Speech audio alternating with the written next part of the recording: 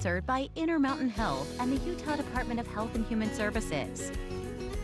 We have Katrina Jensen here, registered nurse with Intermountain Health, to talk about back to school safety. And we're talking from little tiny kids getting on the bus to teenagers driving to and from school. Yeah, Mary. A lot to think about. Yeah, it's a great time. Back to school is exciting. Kids are excited. They have a lot of expectations. Sometimes they're nervous, etc. But yeah, think about all kinds of things. I mean, we always talk about car seats with little kids, with our young kids.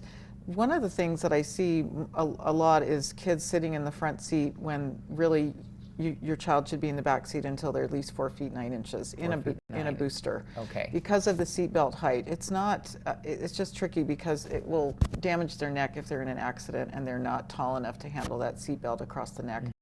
Another thing is walking. Pedestrian accidents are common in the country. And kids are excited. They might dart out in the road. Yes, and so just to review with your child some of those safety things before, make sure if there aren't sidewalks, they know when to cross. The crosswalks are there, the crossing guards are there for your safety.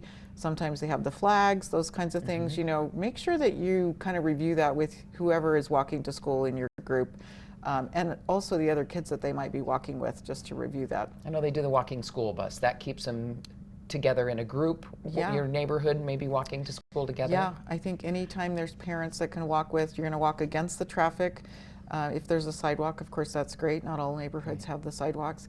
And then we think about the older, well, not even just the older kids, but I go back to helmets all the time because we all see kids riding scooters and the e-bikes, particularly with the older kids, or the electric skateboards. And helmets will save your kid's life, and their head injuries we know are super common at primary children's, over 1,500 head injuries a year, and you really don't want your child to be one of that cohort. Super important to make sure. So many safety things we all need to follow, and as drivers to be aware too. We're out of time already, but watch for that. We'll put that kids. list on our website. So go to KUTV.com and click on Baby Your Baby.